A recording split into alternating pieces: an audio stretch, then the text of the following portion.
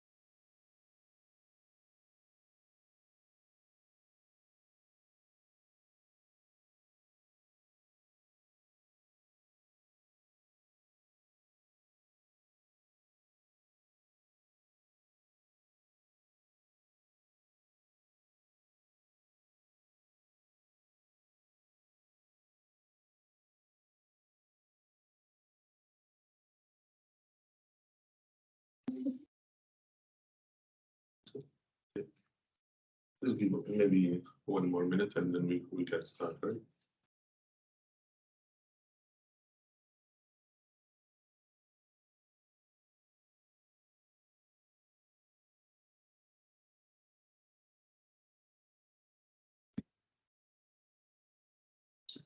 Coffee.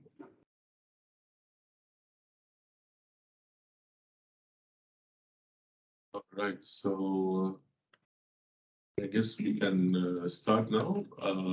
Let me just test my voice to make sure that you can hear us. If I can get a reaction in the chat box or from the tools on the top. Am I clear? Yes, we can hear you. Thank you very much. Okay, so Bismillah ar-Rahman ar-Rahim. Assalamu alaikum, everyone. This is Abdulaziz Al-Lawati. I'm the General Manager of Corporate Relations and Business Development in Shell Oman Marketing Company. Welcome to our Muscat Exchange engagement session that we have prepared for Q3 of 2022. I would like to first introduce the panel. I have here Lemis. Lemis, if you introduce yourself, please. Hi, assalamu alaikum, everyone. Good morning. It's great to host you today, although virtually. My name is Lemis Al-Wati. I am the Chief Financial Officer of Shell Oman Marketing Company. Been in the role since April this year, but prior to that, I've spent my entire career with Shell, so over 15 years, through various roles. My background includes management information, treasury, corporate controllership, internal audit management, and prior to taking over this role, I spent the last 3 years and a half in the upstream office of Shell as the finance manager of another joint venture.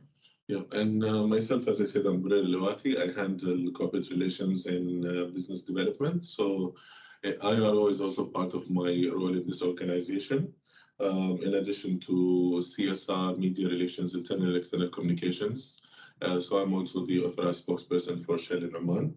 Again, welcome to this session.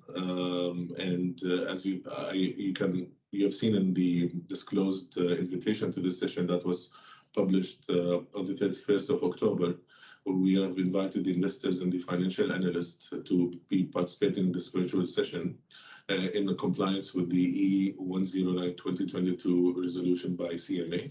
So welcome to you all again. I would like to, as you can see in the agenda, we're going to be going first through some HSE and ground rules, and then we'll go to cover the Q3 key financials and business highlights. After that, we'll talk about our company's future strategy and plans before we can go for our Q&A.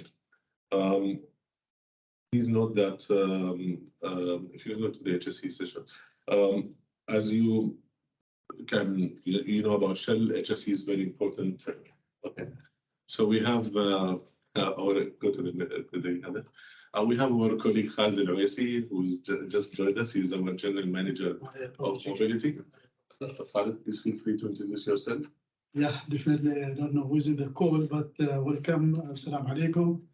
Khalid Al-Awaisi, the Mobility GM, being with Shell Oman Marketing for the last 15 years. Been 1st of October, completed 15, now stepping 16 years. Mabruk, mabruk. Congratulations. Thank you, Khalid, for joining. And we were just going through our HSE guidelines.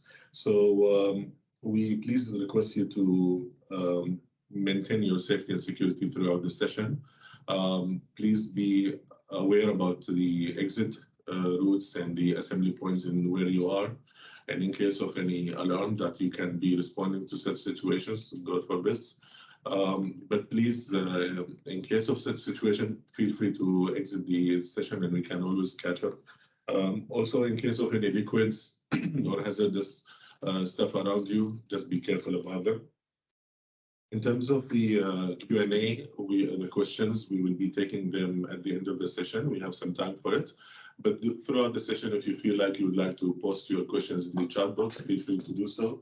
And we will be sharing these questions or addressing them at the end of this meeting. We welcome all questions and feedback, but we kindly request you to stick to the agenda and the content of this session. In case there is a question that we don't know the answer to, we'll take note of them and then we'll get back to you soon by offline and make sure that we do address them the way we can. So let's move on now to our first agenda item, which is our Q3 results. Lemis, please. Yeah, thank you, Bureir. So Bureir has already kindly shared the agenda, and we aim today to cover as much as we can in the time that we have allocated today to cover and share with you the financial performance of the company, which is of vital importance. But together with that, we also place equal emphasis and importance on the other dimensions and the other levers, including our people, our HSSE, as well as our business updates on an individual business line. So in the time that we've allocated today, we will try to cover as much as we can in the dimensions that I have mentioned together between myself and my colleagues here today. And we will start with the financial performance. So the financial results are published in the Muscat Stock Exchange following the approval from our board of directors, which endorsed the results on the meeting that was held on the 31st of October, 2022. The numbers, as you have seen, have reflected growth versus the same period last year. We saw volumes improving generally in the market, a bit of a slower start at the beginning of the year as the market was adjusting and was recovering post the pandemic. But with the uplift of restrictions as the months were gradually progressing, the volumes picked up consistently and progressed as the year progressed. We have seen volumes picking up in the B2C segment as well as in other sectors like aviation to a certain extent. We have seen healthy volume growth in certain segments. We recognize and we appreciate that some of that volume might have been seasonal, like the volume or the hike that we have seen in the South region during the Kharif season. But majority of the volume growth that we have reported in the period is expected to be sustainable growth. Our volumes grew generally by 17% this year versus the same period last year for the first 9 months of the year. We have reflected a top-line growth and reported revenue of 373 million riyals. That was 30% higher than the same period last year. Our gross profit for the 9 months was 27 million riyals. It was 19% higher than the same period last year. Now, as the volumes grow, we expect that the costs associated to servicing these volumes will go higher. So a big chunk of the cost growth that we have reported, so out of the 22 million is cost that is directly attributed to delivering these products to the end customers. So things like logistics costs, transportation costs, as well as operational costs in certain business segments like aviation, like the mobility business. And we've continued to invest in our people as well. So the manpower cost element has been reflected there. On a standalone basis, you would see that the revenue growth and the gross profit growth is in line with the average that we have reported for the 3 quarters, so 32% and 19% respectively. The other item perhaps that attracts attention here is cost. So although on a YTD basis, we have reported a cost growth of 10%, our cost spend for the 3rd quarter on a standalone basis has been higher than the rest of the quarters. We are still operating within the plan that was approved and budgeted for the year. In fact, we have optimized on cost and we have reported underspend versus the budget that we have allocated. But there are certain business activities that we have allocated or phased for Q3. So it was part of the business plan and a lot of it was on the operational and promotional campaigns that we have conducted in Q3. Now, we also recognize that the industry trend is moving towards digitalization. So we've spent quite a good amount of OpEx to upgrade our systems, our infrastructures, our telecom infrastructure across the mobility network of 206 stations that we have. So that's a big spend that has been reported as well in this year. So these are good investments and good costs that we continue to invest in to improve the overall experience of the customers. Now, during the year as well, we have approved the investment on a specific solution that we will be launching soon in the mobility segment. I don't know, Khalid, maybe later you would like to shed some light on it, but not to hijack the discussion on the financials. But just to give a bit of a perspective on where we have been investing in the period.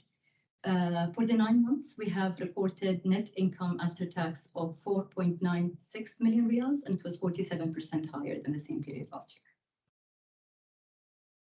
year. And if we can move to HSSE, perhaps, yeah.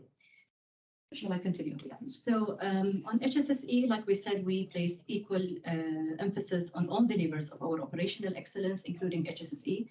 So HSSE is an integral part of the way we run the business and the way we manage the business. And we have consistently kept the records and the KPIs in the HSSE space excellent. During the third quarter of the year, we have reported 0 lost time injury, so zero total recordable cases, and 0 loss of primary containment, so no leaks in the third quarter.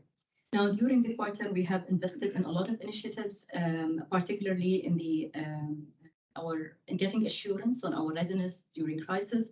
We have conducted a number of drills across the different regions of the country and in different cities, including Dhofar, Muscat, Sur, as well as Nizwa. And these activities were done in collaboration with the wider network of stakeholders that we have, including our retailers as well as the authorities. Now, the main aim of this session is to focus on, or to give us assurance on our readiness in case of any emergencies, as well as share good practices, best practices in that space. So the impact of that is not expected to be limited only to us as a company, but to be shared and to be spread across the wider network. During the period, we have also conducted various refresher sessions on health and well-being, worker welfare, and we have conducted a number of assurance activities, so line of defense sort of audit or assurance activities in the areas of road safety, process safety, environmental management, and other areas as well. Our LTI-free record, as you can see in front of you on the screen, is no harm for 265 days and no leave for 1,826 days. Very proud of the records, and we keep continuing our efforts in that space to continue and improve and sustain the performance. Just a bit on the people side as well. If we can move to the other slide, I'll cover that too. Sure. So on the people space, Shell Oman Marketing, just a bit of a narrative or sharing in a few KPIs in that space before we talk about the number of initiatives that we are doing there as well. So the number of full-time FTEs that we have in our payroll as of today is 250 staff. Our Omanization rate is 97.2%, which is at the top of the sector. And I think worth mentioning that the expectation from the sector is 60%. So we have impressively exceeded that level. Now this reflects our commitment to the in-country value, so adding in-country value as well as our responsibility as a good corporate citizen. The turnover rate for the first 9 months of the year was 3.97, which is pretty much within the limit that is acceptable and is healthy for an organization like us. And I think the low turnover rate also indicates our position as an employer of choice in the market, in the sector, as well as in the generally in the Omani market. During the period, we have hired around 36 interns from various colleges and universities in Oman. So through this, we were aiming to give the interns an opportunity to develop their skills and their competencies and improve their chances in the employment market post completing these programs. And it also gives us a chance as a company to participate in the national efforts to tackle employment challenges and also support the government's vision in this regard. Obviously, we continue our relentless efforts to attracting, developing, promoting our local talents and supporting initiatives that encourage youth to study in the areas like STEM, so science, technology, engineering, and mathematics. And we continue to enhance the culture of the organization to promote diversity and inclusion, whether it's gender or the background of people, and by creating an environment where people feel respected. We would also like to share that during the period, we have successfully participated in the Shell People Survey. It's an annual tool or an annual survey that is launched across the entire Shell Group. So it's one of the tools that the Shell Group deploys to measure the the engagement of employees, the motivation, the affiliation, and commitment to the Shell Group. And this is the tool whereby we hear and we invite the views of our staff. It provides us insights into what is the level of motivation in the company and what are the views. So it's a two-way sort of a dialogue, hearing back from the employees, and then wherever we identify that there are areas of gaps, we continue or we immediately start working on action plans to bridge the gaps in whatever areas that were identified. We are pleased to announce that our participation rate was 100% in the Shell People Survey, and by that we were the highest in the Shell Group, and we have exceeded the Shell Group average of 87% response rate. The survey typically covers areas, 14 dimensions that varies across different areas. But the three of them that we probably would like to highlight today is employee engagement, which was at 85%, organizational leadership, 83%, and team leadership was scored at 86%. Now, if we look at these percentages, we have been consistently higher than the Shell Group, the top quartile, as well as the Shell downstream entity as well. So excellent, I think, excellent reflection from our people, motivates the leadership to keep excelling and doing more to reinforce our great position in managing people. Great, thanks, Lamis, for this. Now we will move to the business updates in Q3 with Khalid Al-Awaiси. Thanks, Borir. Alhamdulillah, welcome to the business update. I will start with mobility. Mobility being the biggest business for Oman Marketing, the business which is driven through the vision of to be the best mobility retailer in Oman, delivering the best value to our customer and shareholders. And also this vision is supported with a strategic intent to build on market leadership in mobility for both wheeling, fuel, and NFR. And this intent or this vision is being delivered through 5 key pillars or growth pillars. First one, it is enabled through the expansions and building a material and profitable NFR business, and capitalizing on differentiated fuels underpinned by continuous improvement in operational excellence and HSC, as well as a revamped digitalization program. We'd like to let you know that the total, when it will come to the network expansion, today we are standing at 206 sites.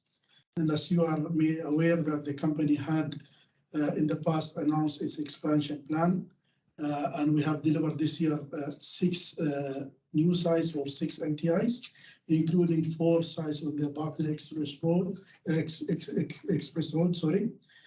where we had announced earlier this year that we going to build 4 integrated service stations on the Batna Express Road. The 4 sites, phase 1 of the 4 sites has been already completed, with the latest site was just opened in early November, which is in or one in Al-Batna Express Road. When it will come to the second pillar, which is the Shell Power, our best performance and efficiency fuel, we have been investing into improve the awareness and building through building different campaigns and upselling promotion, which have received a remarkable response from the public and contributed to improve our margin and profitability from the regulated compared to the regulated fixed margin in the fuel retail market.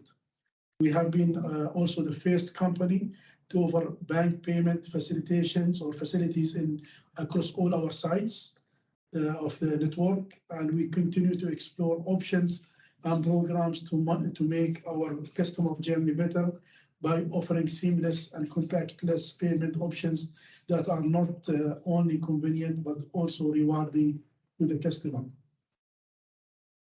On NFR, which is our third growth pillar, our NFR strategy aims to eventually generate 50% of our margin from this sector or this channel. We want to develop an integrated customer experience while investing in digitalization and major IT upgrades so customer can have an integrated view and drive the data process, the system, the platform in a fit for purpose way. The company is investing in a major digitalization and IT upgrade of its infrastructure and software in order to enhance customer journey, engagement, and loyalty. More details to be shared hopefully in Q4. Also glad to share an update with you from the e-mobility and energy transition. We are the first company to introduce fast charging of EV, which was commissioned early in February, 50 kilowatt, and we're looking, inshallah, to even invest more for more high and ultra fast charger in the nearing futures. From fleet solutions, the fleet solution grew its customer portfolio with the new deals signed during the quarter, increasing its contribution to the mobility business. The overall business to business or B2B market has demonstrated improvements in activity and positive economic indicators.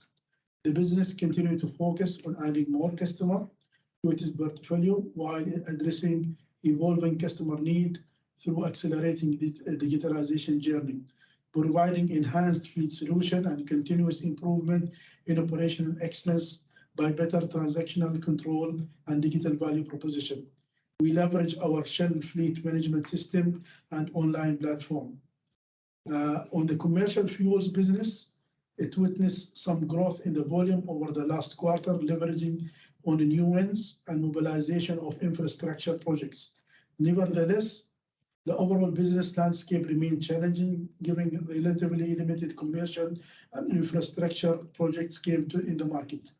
The company remains committed to support business continuity for its customers through efficient cash flow management, operation excellence, and providing effective mobility solution.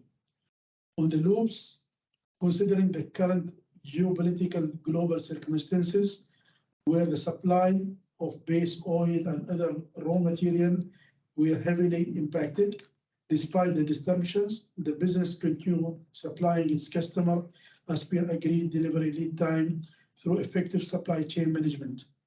The business experienced an increased demand in both B2C sector and export compared to the same period last year. The construction sector remained challenging due to delay in mobilizing existing projects and limited infrastructure projects. In Q3, the business enhanced its product portfolio in the B2C segment, mainly in the premium, by upgrading the specification of the current Helix portfolio to meet the current global standard. The business has also launched a couple of premium campaigns with distributors and resellers aimed at increasing premium footprint in the high street, which resulted in a higher premium penetration. The lube business also continued to focus on its newly introduced Shell Helix Ultra 0W carbon neutral products. This launch is part of the largest carbon neutral program in the lubricants industry, reflecting our focus and commitment towards playing a key role in the market energy transition.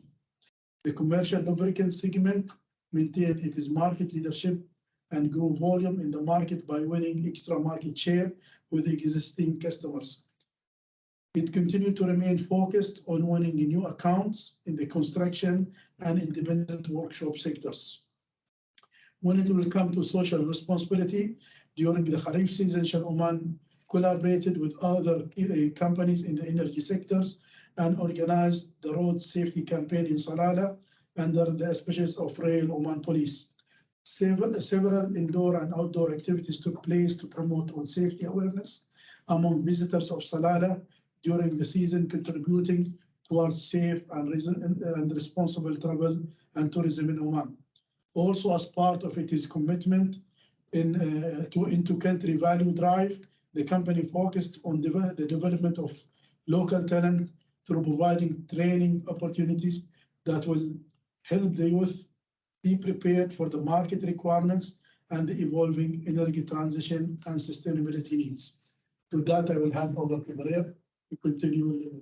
Shukran. Thank you, Khalid. It's just worth mentioning, if Ahmed, if you just go back to the slide before, and when it comes to aviation, there was one disclosure during recently, actually, on the aviation business, and it was done on the 23rd of October regarding a tender about a major aviation fuel farm operations in Muscat Airport. So as you saw in that disclosure, we received a letter from our partner indicating that the current contract will be expiring with the end of the year, on 27th of December 2022. As we mentioned in that disclosure, there's no material impact on the company in terms of financially. So that was clarified in that disclosure. The other aspect is also overall the aviation volumes grew this year compared to last year, with the improvements in the post-pandemic recovery, as we saw in the both tourism and aviation sector, and that reflected some healthy numbers in volumes and jet fuel volumes. So let's move to the next point, which is our future strategy and plans, actually, in Shell. So as indicated by both my colleagues, Lemis and Khalid, that the world is changing, the demographics shift is changing, and as a result, both transportation and digital technologies are improving, and the standards are also rising continuously. Expectations are also changing with the society as they seek ways to move to a more lower carbon energy system. In the same time, look at long-term energy demands that are forecasted to increase with time rather than being at the same level or even decrease. So with that, we look at as demand for energy accelerates, Shell responded with the announcement of an ambition to become a net zero emissions energy business by 2050, or sooner, in step with the society. But while doing that, they continue to put customer first and to lead the low to no carbon energy landscape to become a low carbon leader, while we also continue integrating our products and services to meet the needs of our partners in terms of reduced emissions, and at the same time growing or increasing Shell's financial resilience. We, as representatives from Shell and as a leader in the energy industry, I can affirm that our purpose at Shell is to power progress together with more and cleaner energy solutions in step with the society. It's much like Oman Vision's 2040, in fact. Our strategy is as much as about accelerating the transition to net zero emission, but in the same time creating value for our customers and the society. So as you know, sustainable development is at the heart of everything we do in Shell. It's been part of our Shell General Business Principles from 1976. Powering progress actually sets our strategy to accelerate this transition. It's designed to create sustainable value for our shareholders, for our customers, and the society at large. And we have four main pillars in support of our purpose to power progress. While we do that, we are also focused on being on our values and our focus on safety. We continue to be to basically champion that in our operations. We have set a target to become a net zero emission by 2050. This means that we are reducing emissions from our operations, from fuels and other energy products. You heard about the lubricants that were mentioned by Khalid earlier. It also means capturing and storing some of the main emission using technologies from Shell. Globally, Shell will be investing on an average of between 2 to 3 billion each year in the renewables and energy solutions business. With respect to nature, by 2030, global Shell will increase the amount of recycled plastic in packaging to 30% and ensure that packaging that we use in products is reusable or recyclable. And helping to improve air quality by reducing emissions for our operations and providing cleaner solutions to power transport industry and the power sector as well. Working with our partners and suppliers to develop also new collaborations is key to what we are talking about. Shell helps also to power lives by providing vital energy for homes, businesses, transportation, cooking, cooling, or heating in other countries, and lighting. We are doing all this by generating value again for the shareholders and keeping in mind our core values of honesty, integrity, and respect for people while we continue focusing on safety. It is what makes Shell Shell. We are working together with the partners, including governments and relevant stakeholders, to create innovative mobility solutions with enhanced efficiency and contribute to sustainability while helping drive towards our lower carbon emission. And at Shell, in step with the society's progress to achieving 1.5 Celsius goal of the United Nations Paris Agreement, the decarbonization of our mobility system is the biggest trend shaping the future of our industry. So while governments and businesses continue to work together to create innovative mobility solutions and helping drive towards low carbon future, a stronger collaboration is key to accelerate our progress. At the same time, consumers' aspirations are also shifting with a fast pace. We are heading towards a world where no single fuel type will dominate. There's been much promise and excitement about the role of electric vehicles or electric charging, which we anticipate that it will play in the future, and we are already seeing substantial growth globally. By 2030, we anticipate new car sales to be split 33% by battery electric, 1% hydrogen, and 66% petrol or diesel globally. And in the Middle East and Africa alone, the EV market is expected to reach over $80 million by 2026 alone. However, this energy transition is just a transition, won't be able to revolutionize the entire system overnight, which is why we are working to create a range of lower carbon products and services, fuels, natural gas, biofuels, and hydrogen, and invest in these initiatives to help customers respond flexibly to the challenge of decarbonization. For example, and we know the pace at which EVs being adopted in Oman is not as fast as a part of the world, but we have already, as Khalid mentioned, we were the first to launch the fast charging EV solution at Al Bandar service station. And we are looking at the data from the consumer reaction to those to that charger, and which is also contributing to our plans and strategy in this area. The future of mobility is as much about creating diverse and quality choice that increases customers' convenience, and it's about also moving people and projects in a sustainable way. We believe that many opportunities will emerge as we make the global shift towards a low carbon future, and it's an exciting time to be really in mobility. To achieve that, again, Lemis mentioned that earlier in her statements, that digitalization is having a huge impact on how we manage our energy use. Arguably, the most important impact digitalization can have on decarbonization is to increase our level of agility and improve our energy efficiency, including the efficiency of our products, our processes, and our people. Shell Oman Marketing Company remains committed to meet the Sultanate's growing energy demands in an economically, environmentally, and socially responsible way, while we create sustainable value for the community. We continue to focus on ICV, enterprise development, road safety, environment, and the company is planning to reinforce its role in the energy transition journey, the Sultanate, to align with its long-term strategy and direction with the group's Power and Progress strategy as well as Oman Vision 2040. The company, Shell Oman Marketing Company, your company, strives to enforce its collaboration with all stakeholders and deliver its role as a responsible corporate citizen, serving Oman and its people under the leadership of His Majesty, the Sultan, and to support His Majesty's vision for the Sultanate. With that, I end my statement, and we'd like to move to our Q&A session and invite you to share your questions. Thank you for listening, and let's take your questions. Please share in the chat box, or you can unmute yourself to share your question.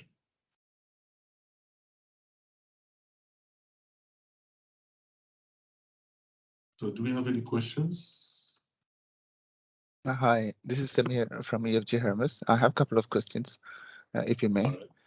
Yeah, please. Yeah, thank you so much for your presentation. The first question is on, given the high interest rate, just want to understand how you plan to manage your balance sheet. As I can see, the debt has shot up significantly year over year, and at the same time, you are sitting on a 20 million cash, which earns very less margins, right? So, Okay. yeah, that's my first question. Okay, so that's one question. Lemis, you want to answer that? Okay.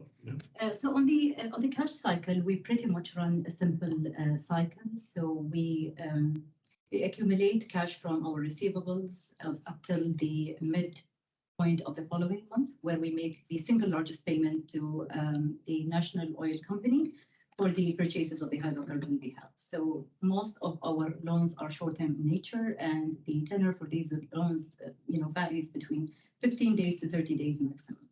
So any numbers that you have seen reflected in the balance sheet are a snapshot of that particular period. So towards the end of September or quarter three, that was only the short-term loan that we have to inject cash and fund our working capital requirements for that specific period in time.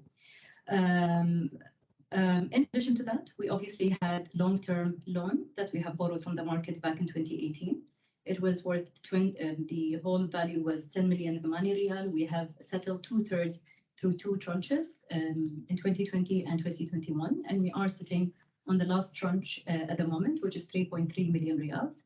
We have reclassified it given the period that is remaining for it from long-term loan to short-term loan, and that's the movement that you have seen, which might have also inflated our short-term loan balances, taking into consideration that it was actually long-term in nature, but it has been reclassed. On the cash balance, so again, it's a snapshot of where we were sitting at that point in time. Sometimes towards the end of the month, we receive large payments from our customers, which are not part of the cash forecast. And prior to that, we would have made our commitments with the local banks. We would have borrowed already. And so the cash balance that we have is only a picture at that point in time that then we use to settle the short-term loan balances. It's not consistent. So if you actually look at the cash balances at the end of every quarter, we were not sitting at 20 million worth of cash balance, but it accumulated, and it was just a timing difference between when we receive our cash from customers and when we settle the loan. All right. We have another question here from Pushpita, which is, she says, thank you for running through your financials. What factors resulted in the decline in net income this quarter relative to the same quarter last year? Yeah. So there are a number of components. If you actually look at the gross profit, you might have noticed that although we have recorded or reported a top line increase of 32%, our gross margin was maintained at 19%. Now, a big component of that, particularly for Q3 2022, was related to the valuation of stock. So for the products that we procure at international prices, which are subject to price movements. And we have seen that particularly in the aviation segment. And that movement in the valuation of the inventory that we had in hand contributed to quite a large hit and increase in our cost of goods sold. In addition to that, I've also explained earlier that we have increased our OpEx expenditure in the third quarter of the year. So these are costs that we have eventually or earlier in the year phased in this period. So both factors going together, so the increase in cost of goods sold coupled with the increase in OpEx have resulted in the decline that we have seen versus the same quarter last year. All right. Any other questions from the participants? Yeah, I have a couple more questions as well. First, given the high inflationary scenario you are seeing, any chance the government would review changes to the fixed margin? Okay, so the inflation is something that is seen globally across, not only in Oman. So it is something where central banks will deal with, and we don't control that. But what we have seen in the market is that there are discussions about how the government will help, address the impact of inflation on people, and especially from a social point of view. In terms of margins, these are, the regulators in the market are the ones who set these margins for fuel. And there is a committee, and they work independently from Fuel Marketing Company. So I wouldn't be able to comment on what they will be doing or know actually what they will be doing in that area. What I can say is that we make our opinion very clear to them. We do have opportunities and chances where we discuss industry-related affairs, and we share our views transparently, openly, ethically, and in compliance with the way we do business. So they are aware of our ideas in this area and the challenges that are facing the market. but we continue to operate under their regulations and to optimize and maximize our value that we create for the shareholders. Oh, that's very clear. The second question from me is on you mentioned about a large IT investment plan in mobility solutions. So could you give more color on that? Okay. So Khalid, would you like to little bit something? Yes, actually, the IT or digitalization is mainly to upgrade our IT network connectivities across all the sites, and that will enable, inshallah, introducing a more digital solution, which will help to improve our interface directly with the customer. We're working on a number of projects, and hopefully in Q4 we'll be in a better position to disclose and share what are these projects. Great.